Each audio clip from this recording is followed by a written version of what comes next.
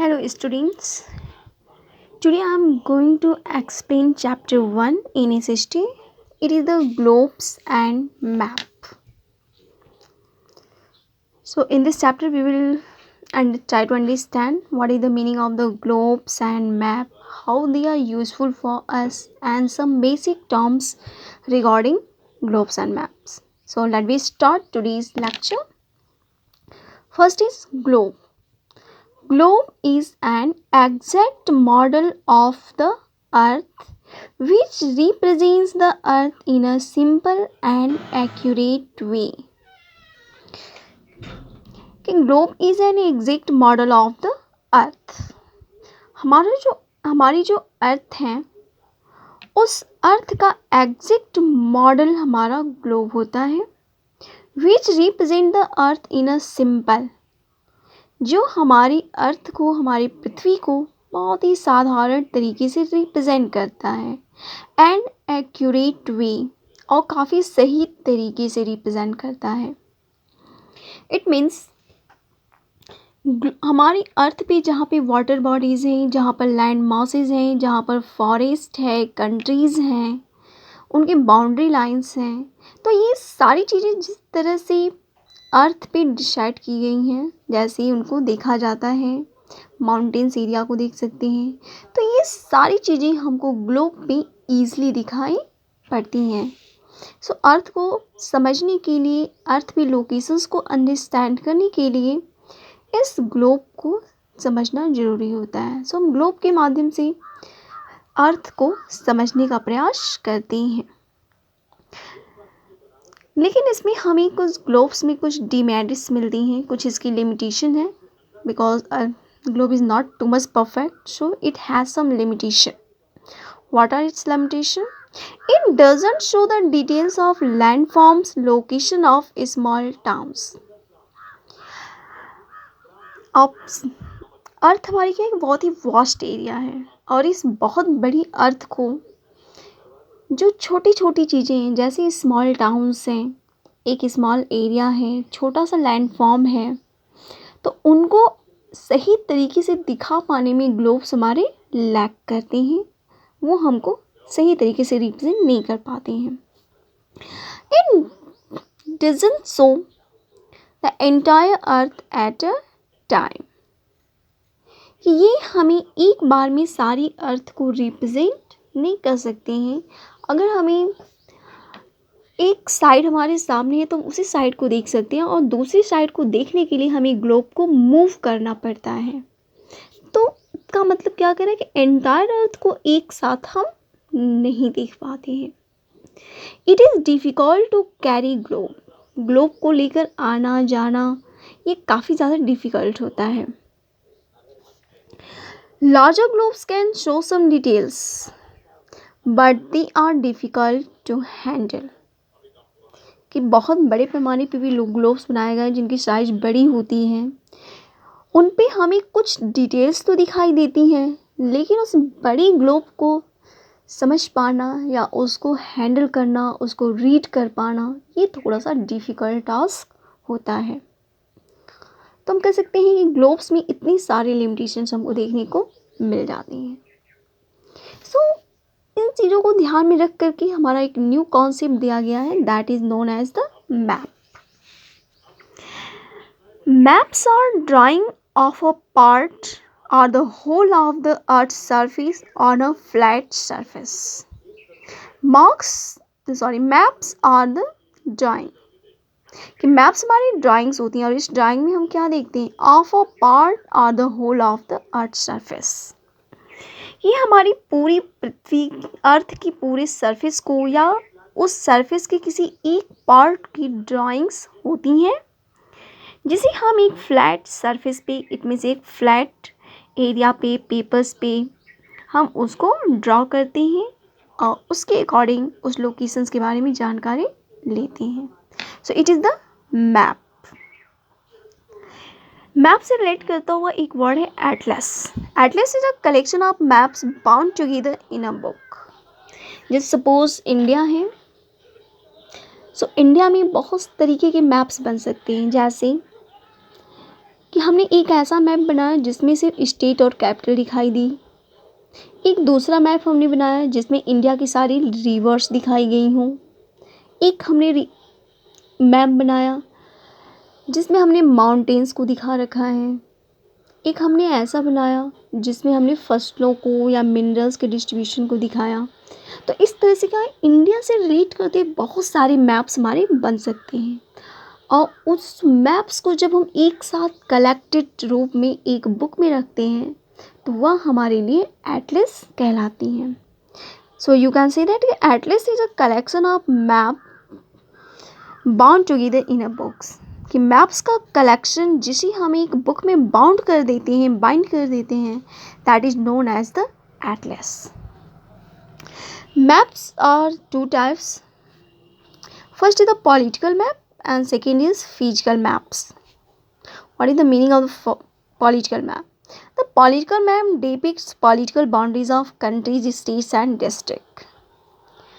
Political maps हमारे ऐसे maps को कहते हैं जिसमें हमें बाउंड्री लाइंस मालूम चलती हैं कि ये पार्टिकुलर कंट्री है, इस कंट्रीज़ में इस तरह के स्टेट्स हैं, कहाँ से कहाँ तक उनका एक्सटेंशंस हैं, ये डिस्ट्रिक्ट कहाँ पे मिल रही हैं, तो इन सभी की बाउंड्री लाइंस वहाँ पर दिखाई जाती हैं। तो ऐसे मैप्स को हम पॉलिटिकल मैप्स कहेंगे। दूसरा होता है हमारा physical map. The physical maps depicts landform and water bodies like mountains, plains, plateaus, rivers, you can see islands. There are so many types of physical formats you can depict on physical map. So what is saying that the physical maps they be landform and water bodies.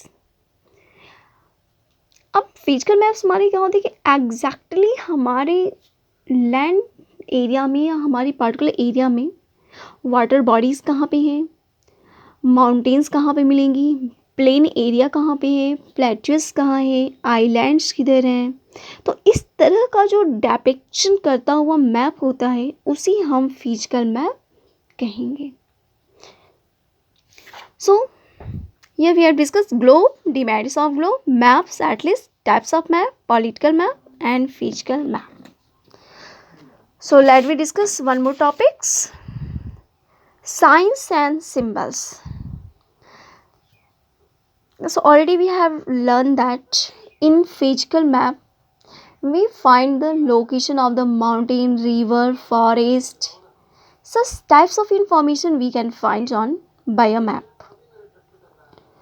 So how we can show all this information? So we have used some signs and symbols so depict a particular object or information on the map. एक map में हमें अगर किसी informations को या किसी object को show करना है तो उसके लिए हम साइंस और कुछ सिंबल्स का प्रयोग करते हैं।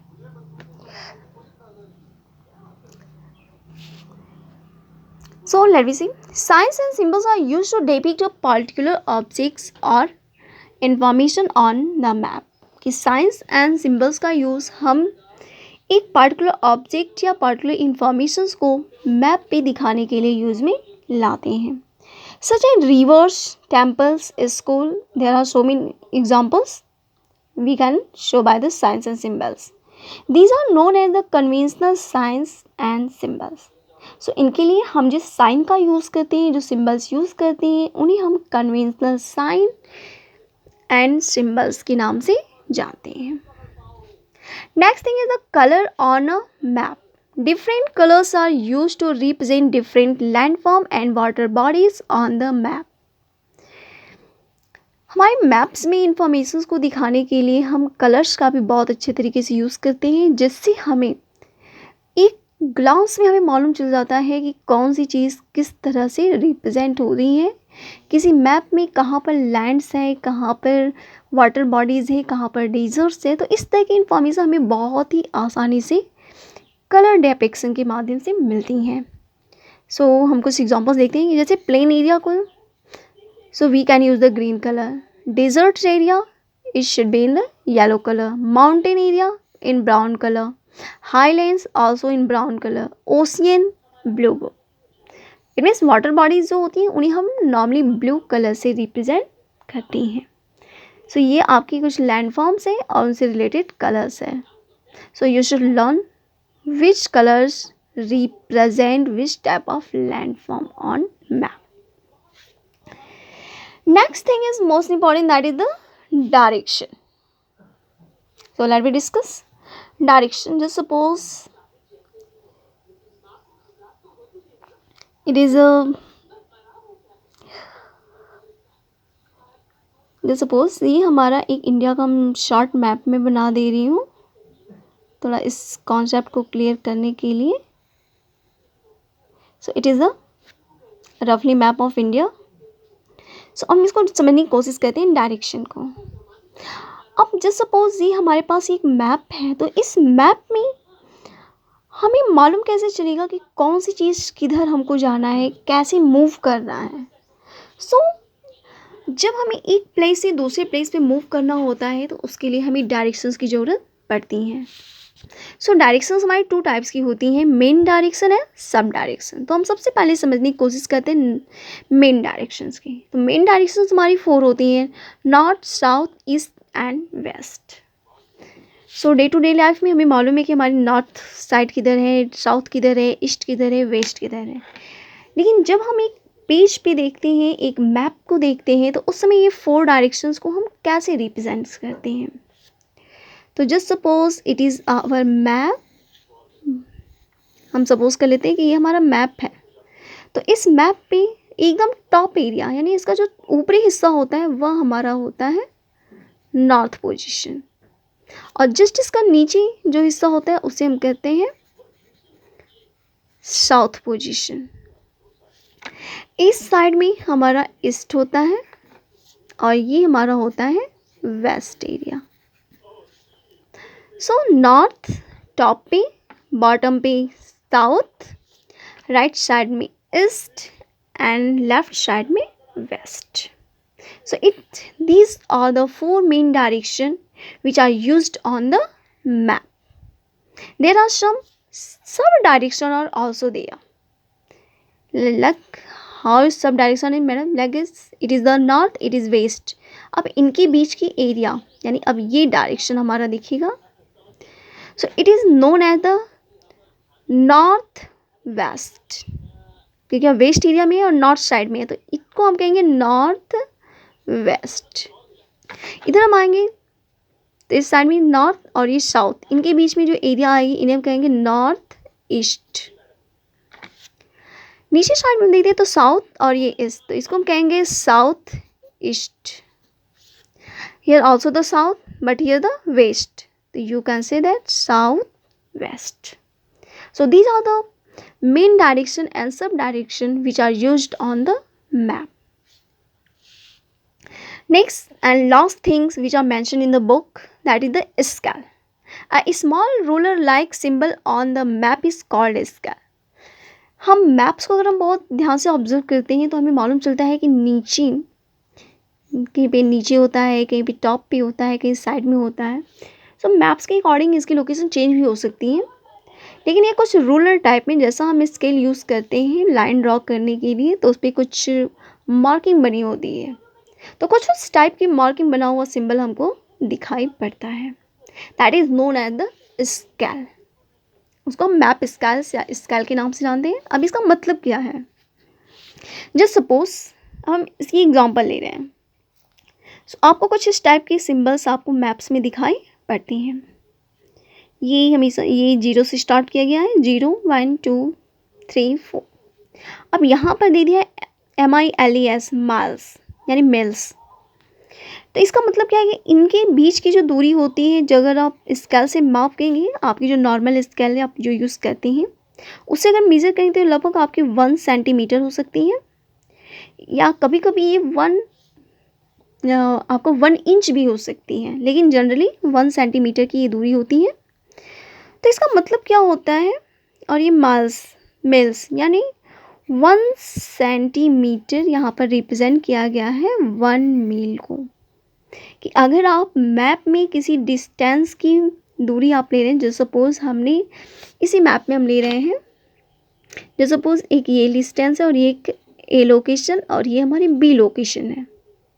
सो यहाँ से यहाँ के डिस्टेंस अगर हम अपने स्केल से मेज़र करते हैं और अगर ये 1 सेंटीमीटर आ रही है, so it means that it actual distance will be the 1 मील। सो यहाँ पर ये स्केल अलग अलग हो सकती हैं, अलग अलग पैमाने पे बनाई जाती हैं, लेकिन इसका मेन रीज़न यही होता है स्केल का, जो हमें बताती है कि हमारा जो मैप हमारे सामने है उससे एक्चुअल डिस्टेंस हमारी किस बेसिस पे देखने को मिलेंगी। So it is the use of the scale on map. So now your first chapter is completed. I hope you will understand and you must have to read the books. Thank you.